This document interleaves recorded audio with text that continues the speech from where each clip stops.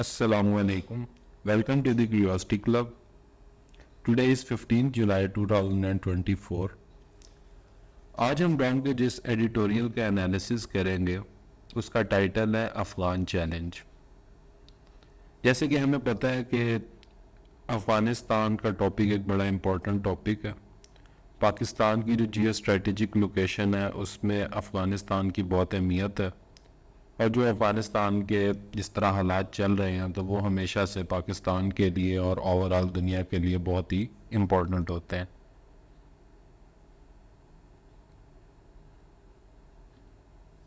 तो जो हमारा आज का एडिटोरियल है जिसको हम एनालाइज करने लगे हैं उसका एजेंडा ये है कि यूनाइटेड नेशंस की मॉनिटरिंग टीम है, उसने रिसेंटली एक रिपोर्ट दी है। उस रिपोर्ट के अंदर उन्होंने रिव्यू किया तालिबान की गवर्नमेंट को।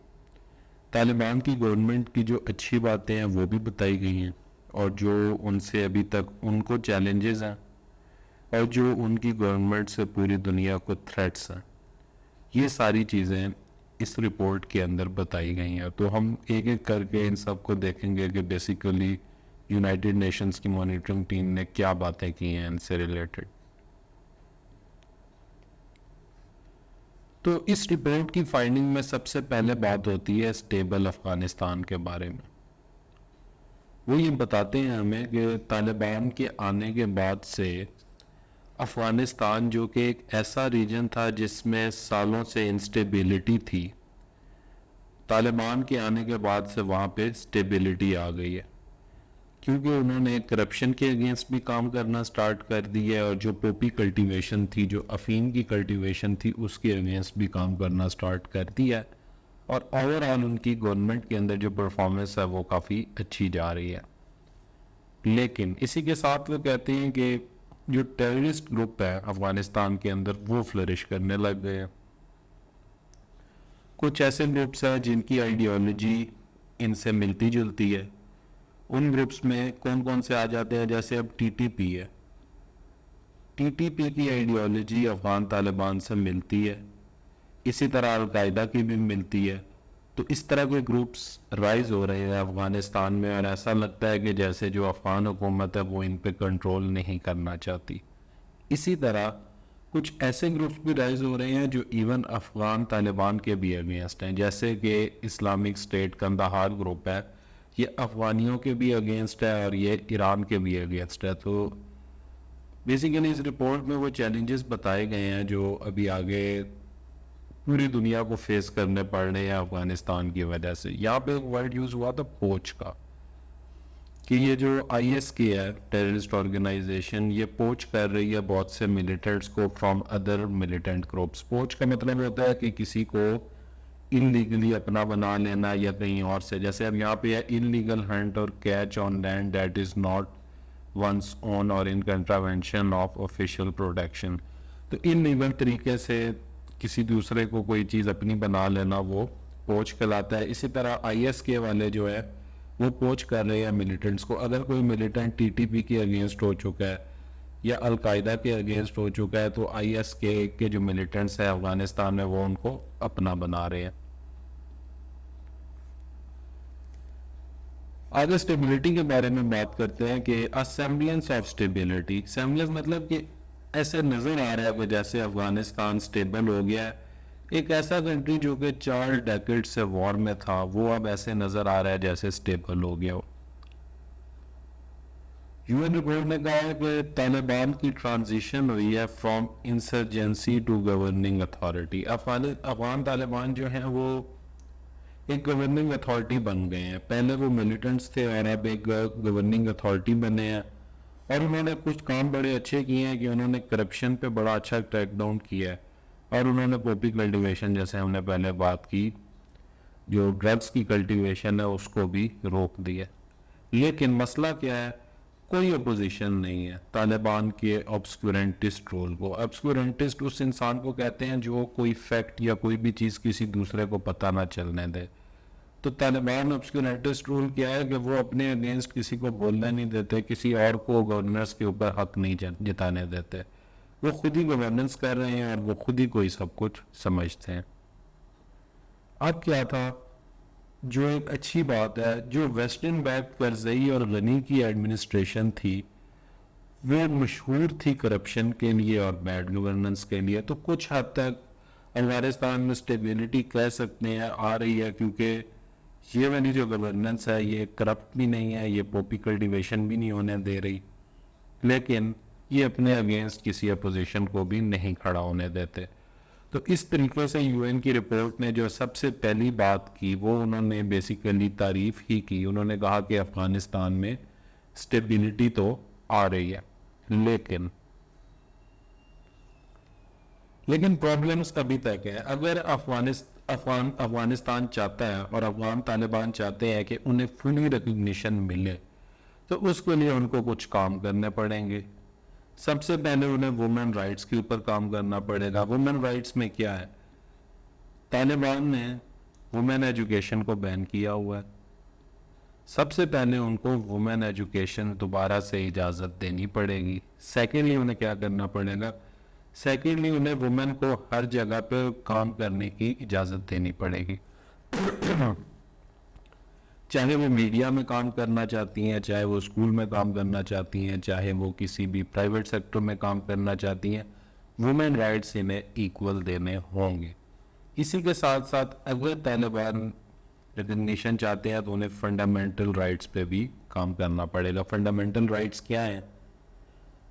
حکومت کو کرٹیسائز کرنے کا حق بھی ہونا چاہیے، رائٹ ٹو انفارمیشن ہونا چاہیے، رائٹ ٹو پروٹیسٹ ہونا چاہیے، اسی طرح مختلف قسم کے رائٹس ہیں، رائٹ ٹو لیو ہونا چاہیے. تو فنڈامنٹل رائٹ جتنے بھی ہیں لوگوں کو ان کی اجازت ہونی چاہیے، انہیں ہر بات پتہ چلنی چاہیے ٹرانسپیرنٹ وے میں. وہ اگر کسی چیز کو نہیں پسند کرتے تو انہیں اس کے اگینسٹ بولنے کی اجازت ہونی چاہیے. اور اس کے ساتھ ساتھ انکلوسیو گورنمنٹ بھی ہونی چاہیے. ابھی جو افغانستان میں گورنمنٹ ہے اس میں موسٹلی افغان طالبان ہیں، اور یہ طالبان موسٹلی پشتون ٹرائب سے ہیں. لیکن افغانستان میں صرف پشتون نہیں ہے، افغانستان میں صرف 42% پشتون ہے. اس کے علاوہ 27% یہاں پہ تاجک لوگ ہیں، 9% یہاں پہ ہزارہ کمیونٹی ہے، 9% یہاں پہ ازبک کمیونٹی ہے. اسی طرح ترکمانستان اور ڈفرینٹ جو کمیونٹیز ہیں وہ بھی یہاں پہ ایگزسٹ کرتی ہیں، ایتھنیسٹیز.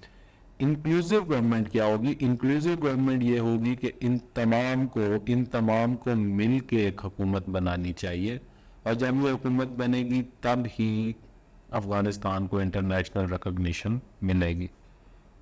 تو یہ بات اس رپورٹ میں کی جاتی ہے کہ اسٹیبلٹی چاہے آ رہی ہو لیکن جب تک یہ کنڈیشنز میٹ نہیں کی جاتی ہیں افغانستان کو ریکگنائز نہیں کیا جا سکتا. آگے پھر اس بات پہ ایمفسائز کیا جاتا ہے کہ افغانستان میں جو ملیٹنٹ آرگنائزیشنز ہیں وہ بڑھتی جا رہی ہیں. سب سے پہلے بتایا جاتا ہے ود ریلیشن ٹو پاکستان کیا ہوا ہے. جو بینڈ ٹی ٹی پی ہے، جو پاکستان کی ایک بینڈ ٹیررسٹ آرگنائزیشن ہے، وہ ایک لارجسٹ ٹیررسٹ گروپ بن چکا ہے افغانستان میں، اور اس کے ورکنگ ریلیشنز ہیں القاعدہ سے، اور یہ دونوں ایگزسٹ کر رہی ہیں افغانستان میں.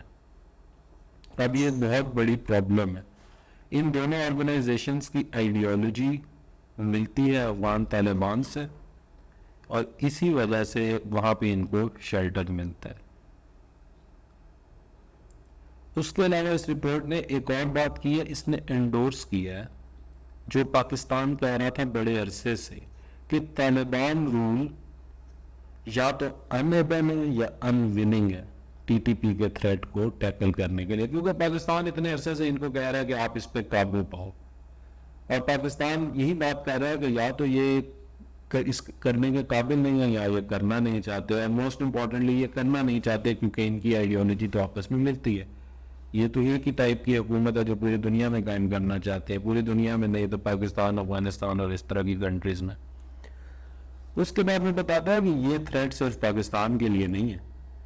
Anti China E T M group, East Turkmenistan ایک موومنٹ ہے، اسلامک موومنٹ، یہ بھی ایگزسٹ کر رہی ہے وہاں پہ. القاعدہ بھی ایگزسٹ کر رہی ہے، اسلامک اسٹیٹ کندہار بھی ایگزسٹ کر رہی ہے، جو کہ ایران کے لیے بھی تھریٹ ہے. آئی ایس کے افغانوں کے لیے بھی تھریٹ ہے اور ایران کے لیے بھی تھریٹ ہے، اور سینٹرل ایشین اسٹیٹس کے لیے بھی थ्रेट है। तो ये जगह तो एक परमिसिबल हेवन साबित हो रही है पूरी दुनिया के मिलिटेंट्स के लिए। इस तरह से वो बताता है कि अभी जो बहुत बड़ा चैलेंज है पूरी दुनिया को, वहाँ पे मिलिटेंट्स हैं, पाकिस्तान के लिए भी और दूसरों के लिए भी। फिर वो वे फॉरवर्ड बताता है। वे फॉरवर्ड यही है कि तालिबान को चाहिए कि वो एक्शन ले और वो सबके अगेंस्ट एक्शन ले। आया वो गुड मिलिटेंट्स हैं जिनमें टीटीपी और अलकायदा आ जाता है जो तालिबान की गुड बुक्स में है, या वो बैड मिलिटेंट्स हैं जिसमें ISK आ जाती है। चाहे अच्छे मिलिटेंट हैं बुरे मिलिटेंट हैं, इनको सबके खिलाफ एक्शन लेना पड़ेगा, ठीक है। और इस मामले में कोई कंप्रोमाइज नहीं होगा। अगर अफगानिस्तान चाहता है, अगर अफगान तालिबान चाहते हैं कि उन्हें रिकग्नाइज किया जाए और उनके साथ ट्रेड रिलेशंस दोबारा से मेंटेन किए जाएं, तो उनको इन मिलिटेंट्स के अगेंस्ट काम करना पड़ेगा जो कि पूरी दुनिया को और पाकिस्तान को थ्रेटन कर रहे हैं। तो यहाँ पे ये आर्टिकल ख़त्म हो जाता है। इसका अगर क्विक रिव्यू दिया जाए तो इसमें सारी इंपॉर्टेंट बातें की गई हैं। गवर्नमेंट ऑफ तालिबान के बारे में भी उन्होंने बता दिया कि किस तरीके से वो अच्छी है।